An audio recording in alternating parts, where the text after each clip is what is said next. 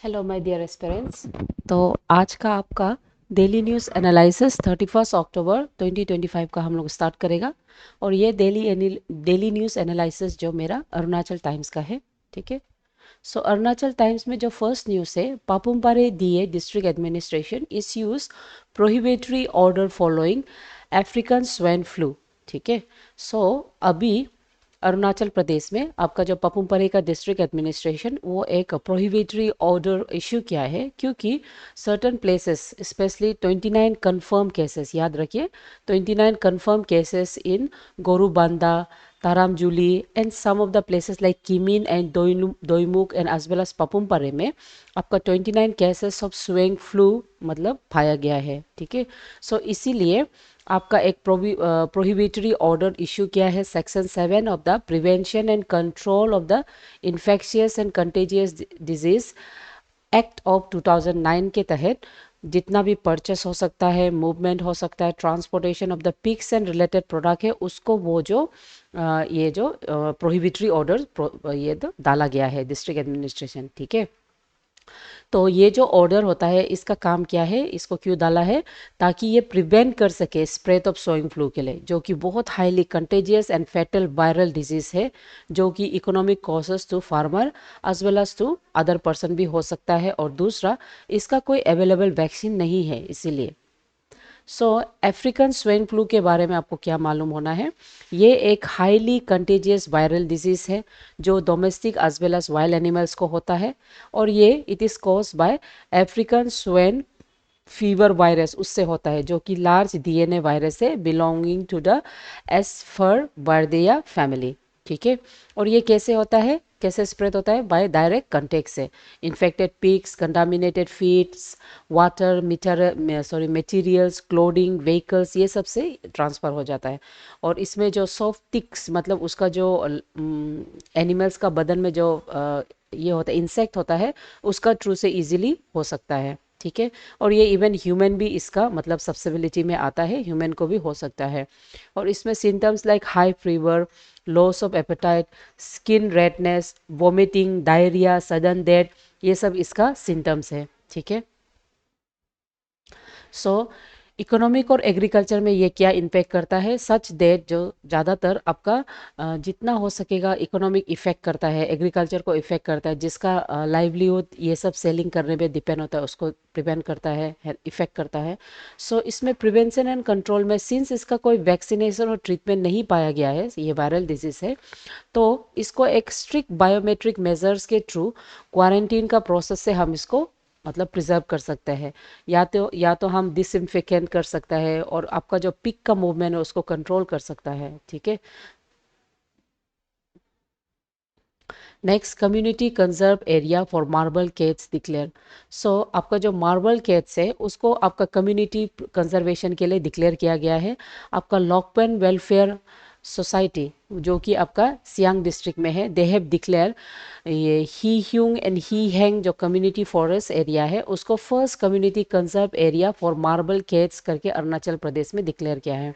ये एक इनिशिएटिव है जिसमें eastern Himalayas marble cat project and small wild life cat conservation foundation के अंदर में जितना भी आपका rare and threatened marble cat है उसको थ्रू कम्युनिटी पार्टिसिपेशन उसको कंजर्व करने के लिए कोशिश कर रहा है। ठीक है।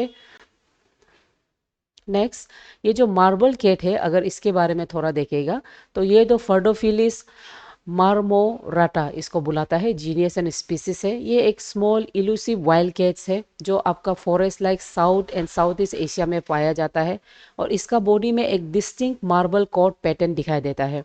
उसके अलावा एक irregular dark brown and black marking उसका बॉडी में along with the pale and greyish background उसका बॉडी में दिखाई देता है। लॉन्ग टेल है इसके पास। और साथ ही साथ ये जो एनिमल्स है ये आर्बोरियल एंड नॉक्टोरियल है। आर्बोरियल मतलब ये घास में भी बैठ सकता है और रात में निकलने वाला एनिमल्स है। तो ये आपका डेंस ट्रॉपिकल एंड सब ट्रॉपिकल फॉरेस्ट में इसको पाया जाता है, और नॉर्थ ईस्टर्न स्टेट्स में जैसे कि अरुणाचल प्रदेश में इसको दिखने को मिलता है। ठीक है। तो इसका कंजर्वेशन जो स्टेटस है according to International Union for Conservation of Nature list के हिसाब से इसको नियर थ्रेटेंड स्पीसीज हम लोग कैटेगराइज करता है। Because with the change in the globalization, increase in the population and habitation, इसका जो हैबिटेट लॉस होता है, डिफॉरेस्ट्रेशन रहता है, and also because of the hunting pressure, यहाँ में इसका जो पॉपुलेशन है वो रैपिडली डिक्लाइन हो रहा है। ठीक है, तो कंजर्वेशन इंपॉर्टेंट में इसको कंजर्व करना बहुत ज़रूरी है, क्योंकि ये भी एक इम्पॉर्टेंट इंडिकेटर है for the forest health as well as ये भी एक इम्पॉर्टेंट पार्ट प्ले करता है आपका फूड वेब में। ठीक है, तो कम्युनिटी ऑफ द लॉकपेन यानी कि जो आपका सियांग डिस्ट्रिक्ट में है, वो इसको सेफ गार्ड करने के लिए वो लोग एक इनिशिएशन शुरू किया है जो कि लॉन्ग टर्म सर्वाइवल में उसको हेल्प करेगा। Next, Kimli Loi appointment executive director of नेफ्टी। ओके, सो आपका जो केमली लोई है उनको executive director of the North Eastern Development Finance Corporation Limited उसको अपॉइंट किया गया था under the Ministry of Development of North Eastern Region में। सो इसका बैकग्राउंड अगर हम थोड़ा चेक करें, इससे पहले वो जनरल मैनेजर था आपका north Eastern Development Finance corporation का। उससे पहले वो export and import bank of India जो कि मुंबई में है, जिसको हम एक्जिम बुलाता है, उसका वो वहाँ में उसमें अच्छा वर्क किया है। उसके बाद he is recognise as a visionary leader and commitment to the sustainable regional development. ठीक है, और वो आलो वेस्ट सियांग डिस्ट्रिक्ट से बिलोंग करता है। वो अपना गालो में फर्स्ट ट्राइबल ऑफिसर है जो ये पोस्ट को होल्ड कर रहा है। ठीक है, अगर हम north Eastern Development Finance corporation के बारे में देखेगा, ये कॉरपोरेशन को 1995 में under the Ministry of Development of North Eastern reason के अंदर में इसको फॉर्म किया गया है। ठीक है, इसमें आपका जो स्पेशली आपका जितना भी सस्टेनेबल इकोनॉमिक डेवलपमेंट्स है in the eight north eastern state, उसके लिए इसको बनाया गया है, जितना एट नॉर्थन स्टेट है उसके लिए। ठीक है, यहाँ में ये क्या करता है, ये फाइनेंशियल एंड डेवलपमेंट इंस्टीट्यूट है जो loan, equity, participation, advisory services, ठीक है, और बहुत सा सेक्टर्स जैसे कि agriculture, tourism, infrastructure, education, handloom, micro small medium enterprises को वो सपोर्ट करता है। ठीक है, सो ये जितना हो सकेगा आपका एंटरप्रेन्योरशिप को मतलब बढ़ावा देता है, उसको सपोर्ट करता है, और जिस तरफ से आपका लोकल एंड स्टार्टअप जो है वो सबको बढ़ावा देता है, यानी कि youth empowerment and rural enterprise के लिए ये हेल्प करता है। इसका रीजनल इम्पैक्ट क्या है कि ये जो आपका रीजनल ग्रोथ को चैनलिंग करने में मदद करता है। जितना भी लेस डेवलप एरिया से उसको और भी इनोवेशन और स्किल डेवलपमेंट में and as well as sustainable practice में वो मदद करता है। ठीक है, तो आपका ये जो नेटफी का जो हेडक्वार्टर है ये आपका गुवाहाटी में है, इसको आप याद रखिएगा। ओके, नेक्स्ट, एकता दिवस। ये जो एकता दिवस, अभी नेशनल एकता दिवस आपका 31 अक्टूबर को मनाता है। ये जो डेट है 31 अक्टूबर, जिसको हम एकता दिवस बोलता है, ये जो सेलिब्रेशन है इसको हम in remember in memory of 150 birth anniversary of Sardar Vallabh Bhai Patel the iron man of India, उसके याद में इसको मनाया जाता है। ठीक है, उसके याद में कंट्रीब्यूशन में स्टैच्यू ऑफ यूनिटी आपका कवाडिया जो गुजरात में है इसको बनाया है ना। ये उसका सिग्निफिकेंस है। तो ये जो स्टैच्यू जो क्या शो करता है, यूनिटी को शो करता है, कल्चरल है ना, ये सबको शो करता है। ठीक है, इंटीग्रिटी, स्ट्रेंथ, यूनिटी जो आपका सरदार वल्लभ भाई पटेल का लेगेसी है। ओके, ये एकता दिवस आपका 31 अक्टूबर में हम हर साल मनाया जाता है, और इसमें उसका जो रोल है, उसका जो monumental role in unifying around 560 princely state into one nation after independence, वो मतलब कंट्रीब्यूशन को हम बोलते हैं। उसके साथ साथ उसका जो national integrity, strength and unity, जो पटेल सर का जो विजन था for a strong and United India, उसके बारे में हम सेलिब्रेट करता है। ठीक है, उसके बाद preservation of the diversity of India, ठीक है, उसके बारे में हम सेलिब्रेट करता है। तो यू हैव टू रिमेंबर, ये जो स्टैचू है जिसको हम यूनिटी, स्टैचू ऑफ यूनिटी बोलता है, ये सरदार वल्लभ भाई पटेल के लिए 31 अक्टूबर 2018 में इसको इनाग्रेट किया गया था, और ये वर्ल्ड का टॉलेस्ट स्टैचू माना जाता है विथ 182 मीटर्स। कभी कभी ये मीटर आपको पूछा जाएगा, ये डेट पूछा जाएगा, और किसके लिए वो भी पूछा जाता है। ठीक है, ठीक है, ये उसका अचीवमेंट है जो हम आपको बताया है। उसके अलावा he is also known as Iron man of India. Because of इस इंटीग्रेशन एंड कैपेबिलिटीज़, है ना। उसके अलावा उसके मेजर मूवमेंट्स में जैसे खेदा सत्याग्रह हो गया, बोरदोली सत्याग्रह हो गया, ये सब में उसने एक बहुत active and major role play किया है। उसके अलावा इंडिया में establishment of Indian Administrative Service जो है उसको भी उसका ही बहुत मतलब डीपली रोल था इसको इंटीग्रेट करने में, ठीक है। Next, CBSE announces final dead seat for class 10 and 12 boards. So, CBSE जो 110 days, ठीक है, 110 days इन एडवांस आपका जो क्लास 10 का एंड 12 का जो एग्ज़ाम 2026 को होना है उसको वो अनाउंस कर दिया है। सो क्लास 10 का एग्ज़ाम जो होगा वो फरवरी 17 से स्टार्ट करके मार्च 10 को ख़त्म होगा, और क्लास 12 का भी फरवरी 17 से स्टार्ट होके वो अप्रैल 9 को कंक्लूड होगा।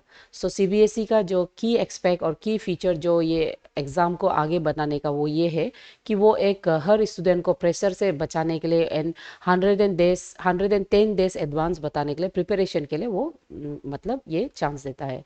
और यहाँ में ईच सब्जेक्ट में सफिशेंट गैप्स प्रोवाइड किया है ताकि वो बेटर प्रिपेयर कर सके और अपना जो स्टूडेंट का ऊपर में प्रेशर ना हो, ठीक है।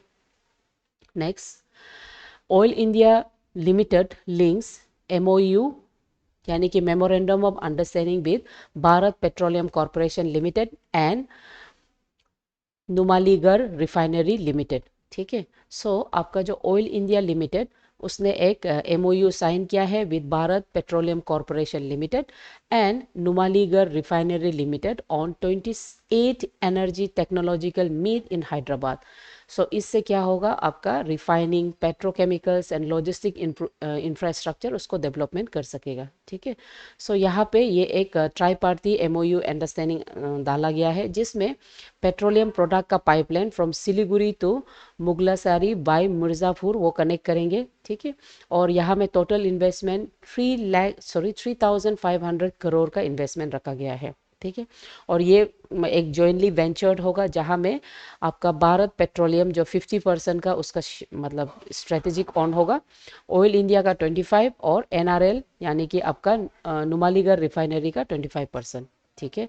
सो ऐसा होने से ये एक मेजर स्टेप है जिसमें energy connectivity, efficiency and self reliance in India's energy sector में वो स्टैब्लिश करता है, ठीक है। Next, Trump cuts tariff on China after meeting with Xi. So आपका जो यूएस का जो प्रेसिडेंट है सक्सेसफुली आपका डोनाल्ड ट्रम्प जो आपका चाइना का जो मिनिस्टर है उससे मिल के साउथ कोरिया में मिल के चाइनीज़ प्रेसिडेंट जिनपिंग से मिल के जो रोरिंग जो इश्यू चल रहा था स्पेशली टैरिफ को लेके उसमें एक रोरिंग सक्सेस वो मिला है। तो यूएस अनाउंस किया है कि वो जितना हो सकेगा टैरिफ में रिडक्शन करेगा from 20 to 10%, while China also have agreed कि वो रिज्यूम करेगा उसका जो यूएस का जो सोयाबीन परचेस वो करता है around 25 million metric ton annually for the 3 years उसको वो कंटिन्यू करेगा। साथ ही साथ वो आपका जो रेयर अर्थ एलिमेंट्स है उसको वो यूएस में एक्सपोर्ट करेगा, ठीक है। सो सच मतलब सक्सेसफुल रोरिंग सक्सेसफुल जो टैरिफ का जो मीट है ये दोनों लीडर को एक trade as well as geopolitical जो सिचुएशन है उसको और भी पॉजिटिव नोट में एंड करने में मतलब सफलता दिया है, ठीक है। सो टैरिफ का मतलब क्या है, अगर हम टैरिफ की बात कर रहे हैं, टैरिफ एक टैक्स है जो कोई गवर्नमेंट डालता है अपना इंपोर्टेड गुड्स एंड सर्विस को। सो ये टैक्स जो कोई भी उससे लेगा तो वो एक्स्ट्रा टैक्स मतलब उसमें डाल देता है। तो टैरिफ का कट का मतलब क्या होता है कि रिमूवल ऑफ एक्स्ट्रा टैक्स जो ज़रूरी मतलब एक्स्ट्रा टैक्सेस कंट्री जो बेस्ड ऑन उसका एक्ट के रेगुलेशन के हिसाब से वो डालता है उसको रिमूव करना। सो आपका यूएस प्रेसिडेंट फॉर्मली उन्होंने टैक्स इंक्रीज़ किया था 100% टैरिफ टैक्स, उसके अकाउंट में चाइना का अपना different specially rare earth material को लेके उन्होंने टैक्स लगाया था। सो ये मीट में दोनों ही reduction of the tariff tax Chinese goods के लिए फ्रॉम 20 to 10% किया है। और साथ ही साथ आपका जो चाइनीज़ प्रेसिडेंट वो भी अपना साइड से एफर्ट डाला है एंड इट शोज कि सच डिसीशंस आपका जो जियो पॉलिटिकल और एज वेल एज इकोनॉमिक जो टेंशन है उसको रिड्यूस करने में मदद करता है, ठीक है। कि ये एक स्ट्रेटेजिक एंड इकोनॉमिक बेनिफिट होता है जो कि आपका बायलैटरल जो ट्रेड होता है उसको इम्प्रूव करता है और इकोनॉमिक रिकवरी करने में दोनों को ही मदद करता है, नॉट वन, दोनों को। सो नेक्स्ट है जेमिया place winning of her life. तो आपका जो जेमिया रोड्रिग्स वो एक सेंसेशनल मैच प्ले करके आपका जो इंडिया है उसको वोमेंस वर्ल्ड कप जो चल रहा है इंडिया और श्रीलंका में, सो उसमें वो फाइनल में पहुंचा सका है। तो इंडिया अभी फाइनल मैच को खेलने जा रहा है, वर्ल्ड कप फाइनल को। ठीक है। Next, India China talks. So India और चाइना दे है both of them after the 5 years वो लोग बहुत सा चीज़ में पॉलिसीज में चेंज कर रहा है, और वो लोग लेटेस्ट अपना जो peace focus on peace and stability को वो लोग डाल रहा है। एंड मोल्दो चूसल बॉर्डर जो एरिया है आपका ईस्टर्न पॉइंट लद्दाख में, उसको वो लोग पीस मेंटेन करने के लिए लाइन ऑफ एक्चुअल कंट्रोल में वो लोग कोशिश कर रहा है। तो ये जो एफर्ट जो दोनों साइड से देख रहा है, और ये एफर्ट का एग्जांपल है जैसे कि आपका जो एयरवेज सर्विस है डायरेक्ट सर्विस टू चाइना उसको इनिशिएट किया है। उसके साथ साथ एक ऑप्टिमिज्म फेस को दोनों ही मतलब पॉजिटिव फेस को दोनों ही लॉन्ग टर्म बॉर्डर स्टेबिलिटी के लिए मतलब टॉक कर रहा है। ठीक है। सो ये लाइन ऑफ कंट्रोल जो है ये आपका इंडिया और चाइना का बीच में ये एक फॉर्मल टॉक है, और यहाँ में टेरिटरी है जिसको दोनों ही मिलिट्री कंट्रोल करके रखा है। सो ये दोनों साइड में विदाउट एनी डिस्प्यूट, स्पेशली जो लद्दाख का रीजन में है उसको वो लोग बिना एनी डिस्प्यूट से वो लोग इन एमिकेबल वे में ट्राई कर रहा है। तो ये जो एलओसी है लाइन ऑफ कंट्रोल जो लद्दाख में है वो अराउंड 3488 किलोमीटर स्ट्रेच करता है, और यहाँ में आपका वेस्टर्न सेक्टर में लद्दाख का रीजन आता है, मिडिल सेक्टर में हिमालयन एंड उत्तराखंड का रीजन आता है, एंड ईस्टर्न सेक्टर में आपका अरुणाचल एंड सिक्किम का पार्ट आता है। ठीक है। और जहाँ में वो अरुणाचल को क्लेम करता है कि वो साउथ तिब्बत है and it's a part of China. ठीक है। तो ये इसका हिस्टोरिकल कंटेक्ट है। तो ये हिस्टोरिकल कंटेक्ट में अगर हम देखेगा तो border dispute dates back to 1962 यानी कि सीनो इंडिया वार, जहाँ में जो टेंशन राइज हुआ था, और जहाँ में आपका जो वालोंग जो एरिया है आपका केवी 2 एरिया वहाँ तक आया आने का मतलब बताया गया है। ठीक है।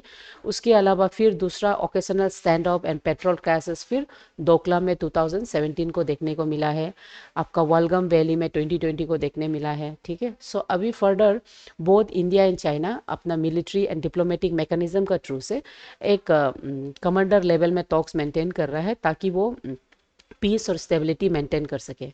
ठीक है। So thought of the day ये है, success is not final, failure is not fatal, it is the courage to continue that counts, है ना, विंस्टन चर्चिल। ठीक है। सो कीप कंटिन्यू, कोशिश करते रहिए, है ना, डू नॉट गिव अप। सो आज का न्यूज़ इतना ही। अगर आप लोग को कुछ भी क्यूरीज है गिवन नंबर में आप कॉल कर सकते हैं। ठीक है। Thank you.